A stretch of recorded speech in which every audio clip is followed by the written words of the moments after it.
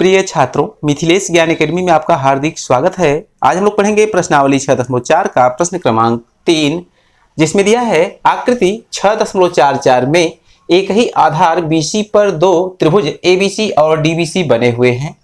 यदि AD BC को O पर प्रतिच्छेद करे तो दर्शाइए कि AR अर्थात एरिया ऑफ त्रिभुज ABC अपान एरिया ऑफ त्रिभुज DBC बराबर AO अपान DO है। तो यहाँ पर प्रश्न काफी आसान है, आपको केवल बारीकी से और ध्यान से समझते रहना है। तो यहाँ पर ध्यान से देखिए कि BC एक आधार है और इस पर एक त्रिभुज बनाया गया है ABC ऊपर, और इसी BC आधार पर एक DBC नामक एक त्रिभुज नीचे बनाया गया है। तो हमसे पूछा जा रहा है कि इन दोनों का जो अनुपात है वो होना चाहिए AO अपान DO के बराबर। तो प्रश्न काफी आसान है, आपको कुल 4 हेडिंग का इस्तेमाल करना है। सबसे पहली हेडिंग होती है दिया है, दूसरी सिद्ध करना है, तीसरी रचना, और चौथी आखिरी हेडिंग होती है उपपत्ति की। तो ये बात आप बार बार सुनते हैं और आपको याद भी होगा। तो सबसे पहले हम अपने हल में लिखेंगे दिया है। तो इस पूरे प्रश्न में आपको ये ध्यान देना है कि क्या दिया है और क्या हमसे पूछ रहा है।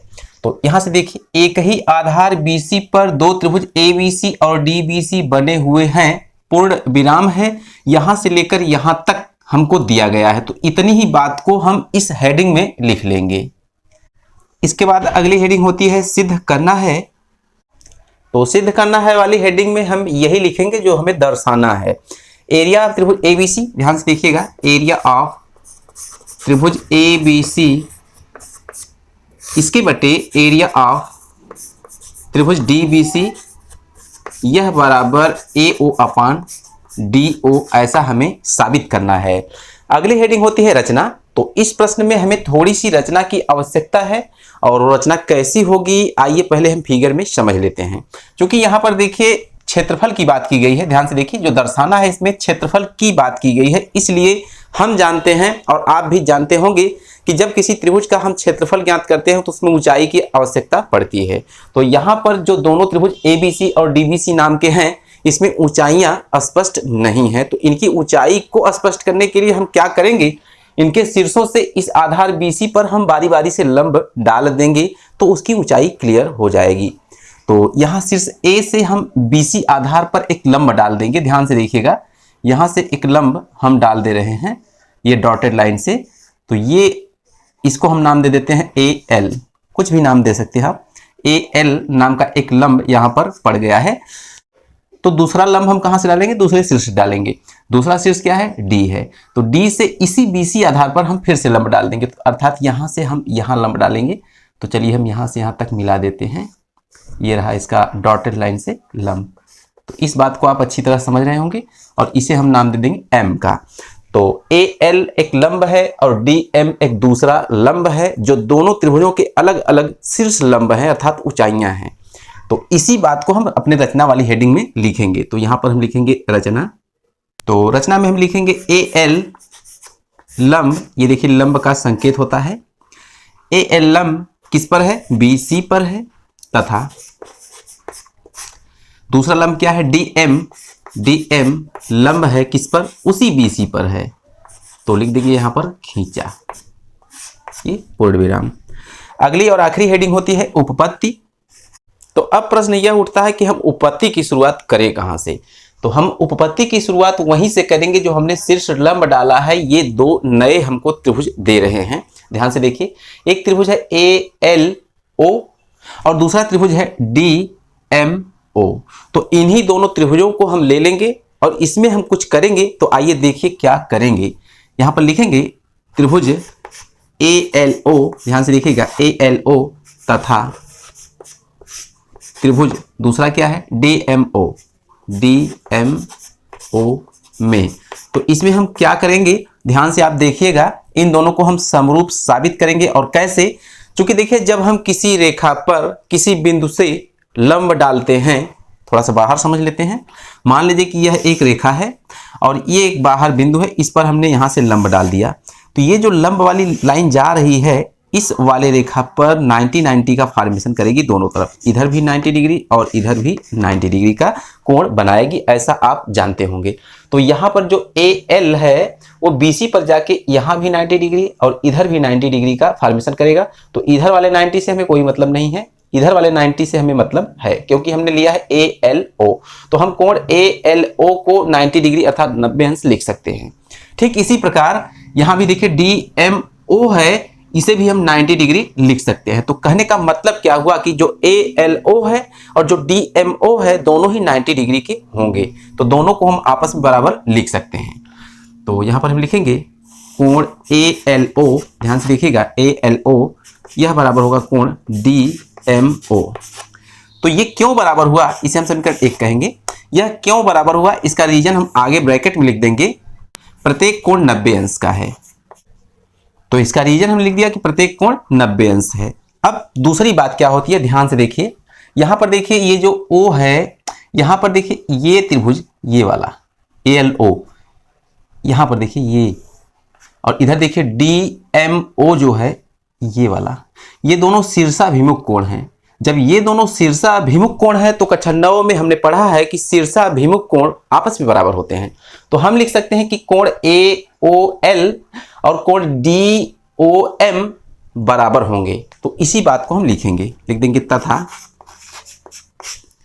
कोण AOL यह बराबर होगा कोण DOM, और इसे हम लिख देंगे समीकरण 2 और इसका रीजन लिखेंगे शीर्षाभिमुख कोण। अब आप फिगर में थोड़ा सा ध्यान दीजिए, ये जो त्रिभुज ALO है और जो त्रिभुज DMO है, इनके दो संगत कोण के बराबर हो चुके हैं। तो इसका मतलब क्या हुआ कि हम कोण समरूपता कसौटी से त्रिभुज ALO को DMO के समरूप लिख सकते हैं। तो आइए हम लिखेंगे समीकरण 1 और 2 से।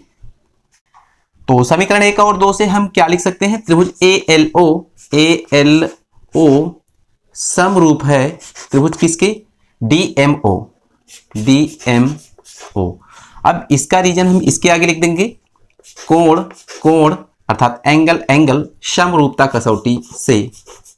तो जैसा कि आपने देखा यहाँ पर ALO DMO आपस में समरूप साबित हो चुके हैं, और हम जानते हैं कि जब दो त्रिभुज आपस में समरूप होते हैं तो इनकी संगत भुजाओं का अनुपात समान होता है।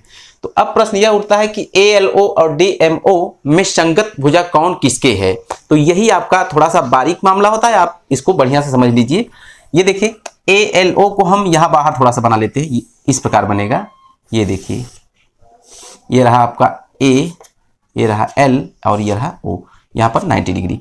तो ALO को हमने बाहर निकाल लिया। अब ठीक DMO को हम इसी के हूबहू अर्थात रूबरू बगल में बनाएंगे, और किस प्रकार बनाएंगे, कोण किसके संगत है, इस प्रकार बनाएंगे। ध्यान से देखिएगा, क्योंकि ये M जो है 90 डिग्री का है, तो इसका मतलब ये 90 डिग्री वाला L के संगत है, तो निश्चित रूप से इसी के अकॉर्डिंग यहाँ बनाना होगा। तो इस वाले त्रिभुज को हम थोड़ा सा रोटेट करके यहाँ पर बनाएंगे, यही बारीक मामला होता है। तो इस प्रकार हम फिगर इसी के साइड में बना लेते हैं। यहाँ देखिए ये, तो ये फिगर 90 डिग्री, यहाँ पर इसे हम M दे देंगे। तो ये जो D है निश्चित रूप से यहाँ ऊपर चला जाएगा, और जो O है यहाँ होगा। तो देखिए O के संगत, A D के संगत, L M के संगत। तो इसे हम थोड़ा सा रोटेट करके इसके बगल में बना दिए हैं। अब आप समझ पाएंगे कौन सी भुजा किसके संगत है। तो यहाँ पर देखिए AL D M के संगत है, और LO MO के संगत है, और AO DO के संगत है। तो इसी बात को हम यहाँ पर लिखेंगे। इसलिए ध्यान से आप फिगर देखिए और यहाँ पर देखिए। तो AL/DM यह बराबर क्या होगा, LO/MO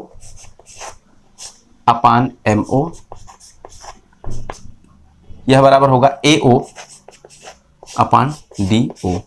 इसे हम समीकरण तीसरा नाम दे देते हैं। तो समीकरण 3 तक हल कर लेने के बाद आपको बिल्कुल भी भटकना नहीं है, केवल और केवल आपको ध्यान देना है कि क्या हमें सिद्ध करना है। तो सिद्ध करना है कि एरिया ऑफ त्रिभुज ABC अपॉन एरिया ऑफ त्रिभुज DBC बराबर AO/DO। तो निश्चित रूप से हमें ABC का क्षेत्रफल और DBC का क्षेत्रफल निकाल लेना है। तो इसके लिए एक फार्मूला होता है, पहले हम लिखेंगे त्रिभुज के क्षेत्रफल का सूत्र।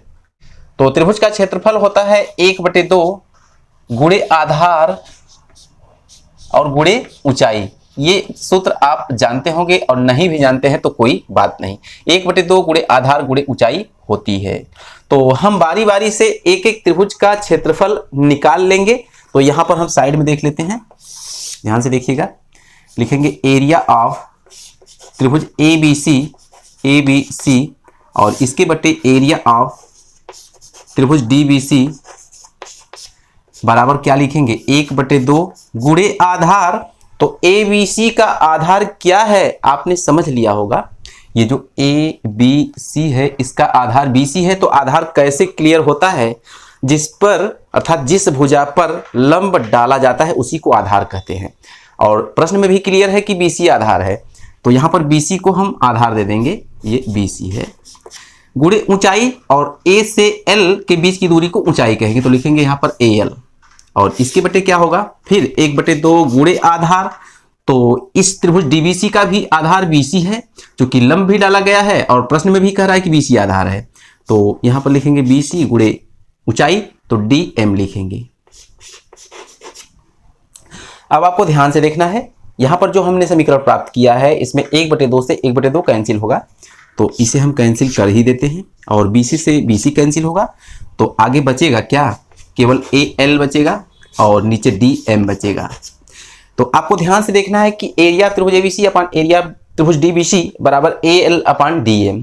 और समीकरण 3 हमसे ये कह रहा है कि AL अपान DM के स्थान पर हम AO अपान DO लिख सकते हैं। तो इसी बात को हम वहां पर लिखेंगे और आपको ध्यान से देखना है।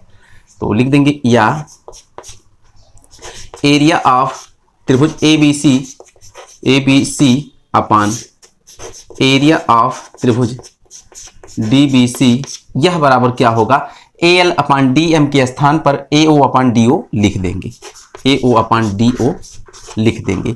और इस बात का हम रीजन दे देंगे कि AO अपान DO हमने कहां से पाया, तो लिख देंगे आगे समीकरण 3 से। ये रहा समीकरण 3 से। इसके बाद हम यहां पर लिख देंगे हेंस प्रूव्ड, और हेंस प्रूव्ड का मतलब होता है यही सिद्ध करना है। तो यहां पर देखिए यही सिद्ध करना है ना, तो हमने यहां पर सिद्ध कर लिया है और आपने समझ भी लिया होगा। तो आज की वीडियो में बस इतना ही, फिर मिलेंगे अगले क्वेश्चन के साथ अगली वीडियो में। तब तक के लिए धन्यवाद।